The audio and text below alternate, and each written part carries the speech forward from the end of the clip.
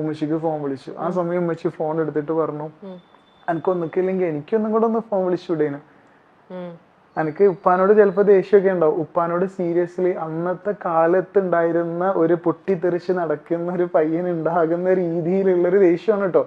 ശരിക്കും he's my hero. എന്റെ ഉപ്പച്ചി, അതായത് ഞാനത് പറയാ, ലൈക്ക് ഞാനും എൻ്റെ ഉപ്പച്ചിയും തമ്മിൽ ഒരു 5 മിനിറ്റിൽ കൂടുതൽ നേരം ഒരുമിച്ചിരുന്ന് ഭക്ഷണം കഴിച്ചിട്ടില്ല, സംസാരിച്ചിട്ടില്ല. ഞാൻ ജനിച്ച ഒരു 5ാമത്തെ വയസ്സിലാണ് എൻ്റെ ഉപ്പച്ചിനെ ആദ്യമായിട്ട് കാണുന്നത്. എനിക്ക് ഉപ്പച്ചി ഭയങ്കരമായിട്ടുള്ള ഒരു അകന്ന് നിൽക്കുന്ന ഒരു ഗിഫ്റ്റ് ആയിരുന്നു എനിക്ക് എപ്പോഴും.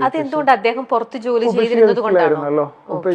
ഉമ്മച്ചിക്ക് വയറ്റിലുള്ള സമയത്ത് ഉപ്പച്ചി പോയി. പിന്നെ പ്രസവിച്ച് 4 വർഷം കഴിഞ്ഞതിന് ശേഷമാണ് ഉപ്പച്ചിക്ക് ലീവ് കിട്ടിയിട്ട് വരുന്നത്.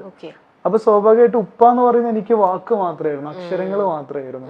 അതുകൊണ്ടൊക്കെ ആയിരിക്കാം. പക്ഷെ ഈ ലോകത്തിൽ എന്നെ ഏറ്റവും കൂടുതൽ സ്നേഹിക്കുന്നത്, ഇഷ്ടപ്പെടുന്നത് ശരിക്കും എൻ്റെ ഉപ്പച്ചിയാണ്. അത് ഞാൻ മനസ്സിലാക്കാൻ ഒരുപാട് സമയമെടുത്തു. നമ്മൾ ഈ തുറന്നു നോക്കാത്ത പുസ്തക വരികളൊക്കെ അല്ലേ അല്ലേ, പക്ഷെ പരീക്ഷ കൈന്ന് കഴിക്കാനും വരിക അല്ലെ. തുറന്നു നോക്കാത്ത പുസ്തക വരികൾ പോലെയാണ് നമ്മുടെ അച്ഛന്മാര്. സീരിയസ്ലി നമ്മളത് മനസ്സിലാക്കുമ്പോഴേക്കും എല്ലാം കഴിഞ്ഞു പോയിട്ടുണ്ടാവും. കാരണം അവര് ഈ പറയുന്ന പോലെ അച്ഛൻ ദൂരെ ഒരിടത്തായിരുന്നു, സ്നേഹം എക്സ്പ്രസ് ചെയ്യാനുള്ള ഒരു സാഹചര്യം കിട്ടിയിട്ടുണ്ടായിരുന്നില്ല. അപ്പൊ അത് എല്ലാം തെറ്റിദ്ധരിക്കപ്പെട്ടു. പല കാര്യങ്ങളും എന്തെങ്കിലും ഒക്കെ പറയുമ്പോൾ ഒരു പക്ഷെ നോ അദ്ദേഹം പറഞ്ഞിട്ടുണ്ടാവാം. അതൊക്കെ ഷബീറിന്റെ അന്നത്തെ പ്രായത്തില് അതെല്ലാം വലിയ വേറെ രീതിയിൽ എടുക്കും. പ്രായത്തിന്റെ ഒരു കുഴപ്പമാണ് അതെല്ലാം. പക്ഷെ അങ്ങനെ ഒരു തെറ്റിദ്ധാരണ ഉണ്ടായി. അതെ, തീർച്ചയായിട്ടും. എന്നിട്ട് അങ്ങനെ ഉമ്മച്ചിനെ വിളിച്ചപ്പോ രണ്ടാമത് വിളിച്ചു. ഉമ്മച്ചിനോട് അങ്ങനെ കാര്യങ്ങളൊക്കെ സംസാരിച്ചു. പക്ഷെ ഉമ്മച്ചിനോട് വാക്കോടെ പറഞ്ഞു, ഈ ഇങ്ങോട്ട് വരണ്ട, കാരണം ഈ എനിക്ക് ഫോൺ വിളിച്ചത് ആരും പറയണ്ട. എനിക്ക് എത്രയാണോ പഠിക്കാൻ ആഗ്രഹമുള്ളത് ആ കാര്യങ്ങളൊക്കെ പഠിച്ചു. ഞാൻ എൻ്റെ അമ്മോനുണ്ട്, ഉമ്മന്റെ ബ്രദർ, ഓനെനിക്ക് ഒന്ന് വിളിച്ചേക്ക്, ഓൻ എനിക്ക് ആവശ്യമുള്ള പൈസ ഒക്കെ അയച്ചു തരുന്നൊക്കെ പറഞ്ഞ്. ഉമ്മച്ചിക്ക് പേടിയാണ്. വിളിച്ചത് പറഞ്ഞു കഴിഞ്ഞാൽ ഇനിയും ആക്ച്വലി എന്നെ ഇവിടെ ഇടുവോ, അല്ലെങ്കിൽ ഇനിയും ഡൽഹിയിലേക്ക് ഞാൻ വന്നു കഴിഞ്ഞാൽ എന്നെ തിരിച്ചു മടക്കി അയക്കില്ലേ എന്നുള്ളൊക്കെ പേടിയായിരുന്നു ഉമ്മച്ചി. കാരണം she is my best friend actually. ഉമ്മച്ചി നല്ല അടിപൊളിയാണ്. ഉമ്മച്ചി എന്താ പറയാ, behind every successful man there is a women എന്നൊക്കെ പറഞ്ഞ മാതിരി മൈ മം എന്റെ ഉമ്മച്ചിയാണ്. ഉമ്മച്ചിയുടെ പേര് പറയാമോ? ഉമ്മു സൽമ. ഉമ്മു സൽമ. ഉമ്മു സലിമ. ഉമ്മച്ചി ലൈക്ക് നമ്മളിപ്പോ ദേഷ്യപ്പെടുന്ന സമയത്ത് എന്താപ്പത്തെ ദേഷ്യം എന്ന് ചോദിക്കുന്നതിന് പകരം എന്താപ്പത്തെ സങ്കടം എന്നൊക്കെ ചോദിക്കൂലേ. ശരിക്കും എന്റെ ഉമ്മച്ചി അങ്ങനത്തെ ഒരാളാണ്. എന്റെ ഉമ്മച്ചി ഭയങ്കര സ്വീറ്റ് ആണ്, ഭയങ്കര ചക്കരയാണ്. അപ്പം ലൈക്ക് ഉമ്മച്ചി എന്നോട് അങ്ങനെ പറഞ്ഞു. അപ്പൊ ഞാൻ ഞാൻ പോയില്ല, ഞാൻ തിരിച്ചു പോയില്ല, അവിടെ നിന്നു. കോളേജിൽ നിന്ന് നേരെ കൊണ്ടുപോകുന്നത് എന്നെ മെന്റൽ ഹോസ്പിറ്റലിലേക്കാണ്. കാരണം വീട്ടിലേക്ക് ഇടാൻ പറ്റില്ല. കാരണം പക്ഷേ ഇതൊരു മെന്റൽ ഹോസ്പിറ്റലില് അഡ്മിറ്റ് ചെയ്യേണ്ട കേസാണോ ഇത്? അതായത് ഇപ്പൊ ഞാൻ ഇപ്പൊ സൈക്കോളജി പഠിച്ചിട്ടുണ്ട് അല്ലെ. ഇപ്പൊ ഞാൻ സൈക്കോളജിസ്റ്റ് ആണ്. ഇപ്പം ഈ സൂയിസൈഡ് ടെൻഡൻസി എക്സ്ട്രീം ആയി കഴിഞ്ഞാൽ ഒരിക്കലും അയാളെ വീട്ടിൽ നിർത്താൻ പാടില്ല. ആണോ? യെസ്, ഭയങ്കര ഡേഞ്ചറാണ്, ഹൈലി ഡേഞ്ചറാണ് ആക്ച്വലി. കാരണം നമുക്കൊരാളെ കൊല്ലാനുള്ള പുതിയെക്കാട്ടിലും ഡേഞ്ചറാണ് നമുക്ക് നമ്മളെ തന്നെ ഇല്ലാണ്ടാക്കാൻ പറ്റുന്ന ഒരു സംഭവം. അത് ഭയങ്കരമാണ്, ഭയാനകമാണ്. കാരണം ആ സമയത്ത് നമുക്കത് അറിയില്ല. കാരണം ഈ ഡിപ്രഷൻ. പക്ഷേ ഇങ്ങനത്തെ ഒരു സിറ്റുവേഷനിൽ ഞാൻ ചോദിക്കട്ടെ ഷബീർ പലതവണ സ്വയം ഇങ്ങനെ കൊല്ലാൻ നോക്കുകയാണ്. പക്ഷെ സിറ്റുവേഷൻസ് ഒക്കെ ആ സമയത്തും ദൈവത്തിന്റെ ഇതായിട്ടില്ല ഷബീറിനെ കൊണ്ടുപോകാൻ. അതുകൊണ്ട് ഷബീർ അവിടെ രക്ഷപ്പെട്ട് വരികയാണ്. അപ്പൊ ഷബീറിന് ഇങ്ങനെ രക്ഷപ്പെട്ട് വരുന്നു. വീണ്ടും വീട്ടുകാരെ കാണുമ്പം, ഈ ഉമ്മയെ കാണുമ്പോൾ പോലും ദേഷ്യമോ അല്ലെങ്കിൽ അവരോടൊക്കെ ഒരു അവേഷനോ അങ്ങനെയൊക്കെ തോന്നിയിട്ടുണ്ടോ അപ്പൊ ആ സമയത്ത്? ഡിപ്രഷൻ എക്സ്ട്രീമിലൂടെ കടന്നു പോയിട്ടുണ്ടോ എപ്പോഴെങ്കിലും? ഇല്ല. ഡിപ്രഷൻ എക്സ്ട്രീമിലൂടെ കടന്നു പോകുമ്പോൾ നമ്മളെ മുമ്പിലുള്ളതൊന്നും നമുക്ക് ഐഡന്റിഫൈ ചെയ്യാൻ കഴിയില്ല. നമ്മളെ മുമ്പിൽ നടക്കുന്നതൊക്കെ ഒരു യാന്ത്രികമായിട്ട് നമുക്ക് തോന്നും. സീരിയസ്ലി നമ്മളെ മുമ്പിലുള്ള സിമ്പതി, എമ്പതി ഒന്നും നമുക്ക് തിരിച്ചറിയാൻ കഴിയില്ല. നമ്മൾ സ്നേഹത്തോടെ ഉമ്മ എന്ന് വിളിക്കുന്ന ആ മുഖത്തിന്റെ അവരെയൊക്കെ കാണുമ്പം അവരോടൊക്കെ വല്ലാത്തൊരു വെറുപ്പ്, ഒരു ഹേറ്റ്രഡ്, ആ ഒരു ഫീല്. വെറുപ്പ് സ്വാഭാവികമായിട്ട്. ഞാൻ എൻ്റെ ഉമ്മയെ അടിക്കാനൊക്കെ പോയിട്ടുണ്ട്. എൻ്റെ ഉമ്മ എന്നോട് സംസാരിക്കാൻ നിൽക്കുന്ന സമയത്ത് എൻ്റെ ഉമ്മാനെ ഞാൻ ഭയങ്കരമായിട്ട് ശബ്ദം ഉണ്ടാക്കിയിട്ട് അടിക്കാനൊക്കെ പോയിട്ടുണ്ട്. എനിക്ക് അറിയില്ല, ഞാൻ എന്തൊക്കെയോ വളരെ ബാഡായിട്ടുള്ള വേർഡൊക്കെ ഉപയോഗിച്ചിട്ടുണ്ട് എൻ്റെ പേരൻസിൻ്റെ അടുത്ത്. കാരണം എനിക്ക് എന്നെ അത്രക്കും ദേഷ്യമായിരുന്നു ആ സമയത്ത്. എന്നെ മരണത്തിൽ നിന്ന് രക്ഷിച്ചിട്ടുണ്ട്. എൻ്റെ ദൈവവിശ്വാസമൊക്കെ പോയിട്ടോ സീരിയസ്ലി. കാരണം ഞാൻ മരിക്കാൻ വേണ്ടിയിട്ട് ഉദ്ദേശിച്ചിട്ടുണ്ടായിരുന്നു, എന്നെ വീണ്ടും ജീവിപ്പിച്ചു. ആക്സിഡന്റ് സംബന്ധിച്ച് എന്നെ മാത്രം ബാക്കിയാക്കി. എനിക്ക് വല്ലാത്തൊരു ദേഷ്യമൊക്കെ ആയിരുന്നു എന്നോടും ദൈവത്തിനോടും എൻ്റെ കൂടെ നിൽക്കുന്ന മനുഷ്യന്മാരോട് ഫുള്ളും ആക്ച്വലി എക്സ്ട്രീം ആയിപ്പോയി. അപ്പം ഡോക്ടർ നിർദ്ദേശം കൊടുത്തു, ഇവനെ ഇനിയും വീട്ടിലേക്ക് കൊണ്ടുപോയി കഴിഞ്ഞാൽ ഒന്നും കൂടി ഡേഞ്ചർ ആവാൻ ചാൻസ് ഉണ്ട്, അതുകൊണ്ട് പുള്ളിക്കാരനൊരു സുഹൃത്തുണ്ട് കുതിരവട്ടം മെന്റൽ ഹോസ്പിറ്റലിൽ, നമുക്ക് അങ്ങോട്ടേക്ക് കൊണ്ടുപോകല്ലേ എന്ന് പറഞ്ഞു.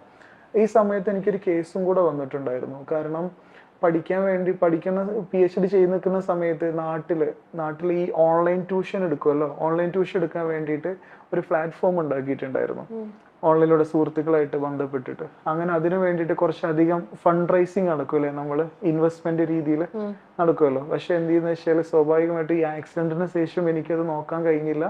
സ്വാഭാവികമായിട്ടും പൊട്ടിപ്പോയി, കടം വന്നു. ഏകദേശം 17 ലക്ഷം റുപ്യ ഇൻവെസ്റ്റ്മെന്റ് മേടിച്ചതിന്റെ കടം വന്നു. അപ്പൊ അവര് എന്ത് ചെയ്തു, ചീറ്റിംഗ് കേസ് കൊടുത്തു. 420 and 409 IPC ചീറ്റിംഗ് കേസ് കൊടുത്തു. അപ്പം ഈ കേസ് ഓൾറെഡി കോടതിയിലുണ്ട്. അപ്പം കോടതിയിൽ നിന്ന് ഈ കേസും എന്റെ മാനസികാവസ്ഥയും കൂടെ വെച്ചിട്ട് കോടതിയും പറഞ്ഞു എന്ത്, ഹോസ്പിറ്റലിൽ അടക്കാൻ വേണ്ടിയിട്ട് പറഞ്ഞു. അങ്ങനെ കുതിരവട്ടം മെന്റൽ ഹോസ്പിറ്റലിൽ സാദിഖ് ഡോക്ടറിന്റെ കീഴില് ഫോറൻസിക് സെല്ലിൽ അടക്കുക ആഴ്ചയിൽ. എത്ര നാള്? 90 days. അതായത് ഫോറൻസിക് സെല്ല് പറഞ്ഞാൽ 2 സെല്ലുണ്ട്.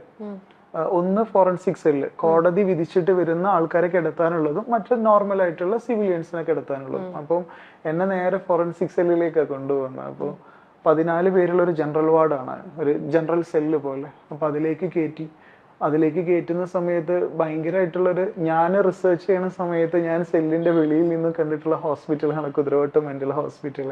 ആ ഹോസ്പിറ്റലിന്റെ സെല്ലിലേക്ക് ഒരു പേഷ്യന്റ് ആയിട്ടാണ് എന്നെ കയറ്റുന്നത് ആഴ്ചയിൽ.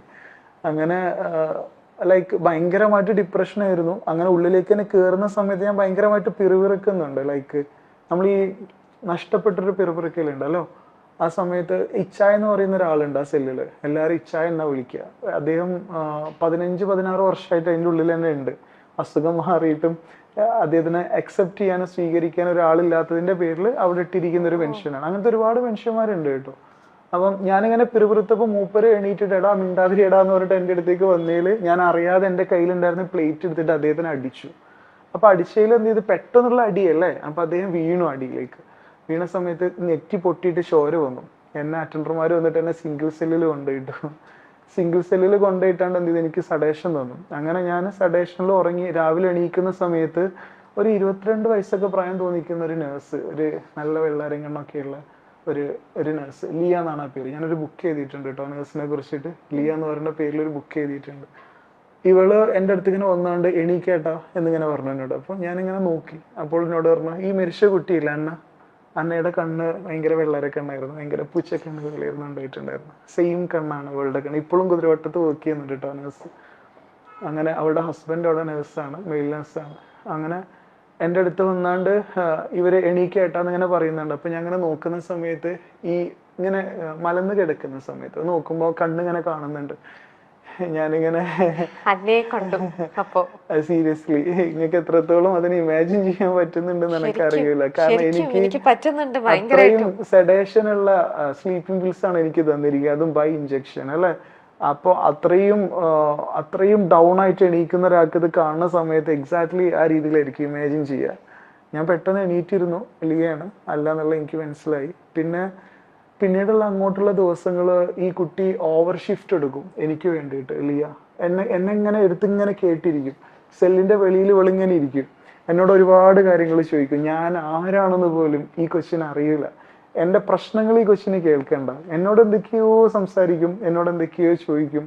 ഞാൻ കുറച്ചേ സംസാരിക്കുകയുള്ളൂ, പക്ഷെ എൻ്റെ അടുത്ത് ഇങ്ങനെ ഇരിക്കും അവര്. എനിക്കൊരു കൂട്ടായിട്ട് ഇങ്ങനെ ഇരിക്കാൻ തുടങ്ങിയവള്.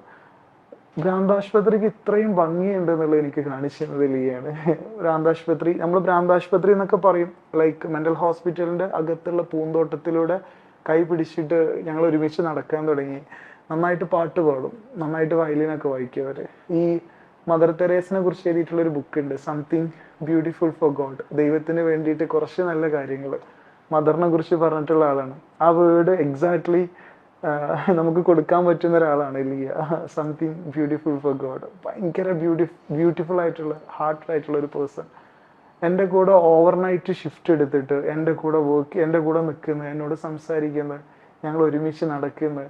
ഐ മീൻ എൻ്റെ ലൈഫിൽ എനിക്കൊരു ഹോപ്പ് ഡ്രോപ്പ് ഇട്ട് തരൂലേ, ഇനിയും ജീവിക്കണടാ എന്ന് പറയുന്ന ഒരു സംഭവം എന്നോട് ഒരിക്കൽ പോലും അവള് പറഞ്ഞിട്ടില്ല ലൈഫിൽ മുമ്പോട്ട് പോകണം എന്നുള്ളത്. എന്നോട് അങ്ങനെയൊന്നും പറഞ്ഞിട്ടില്ല.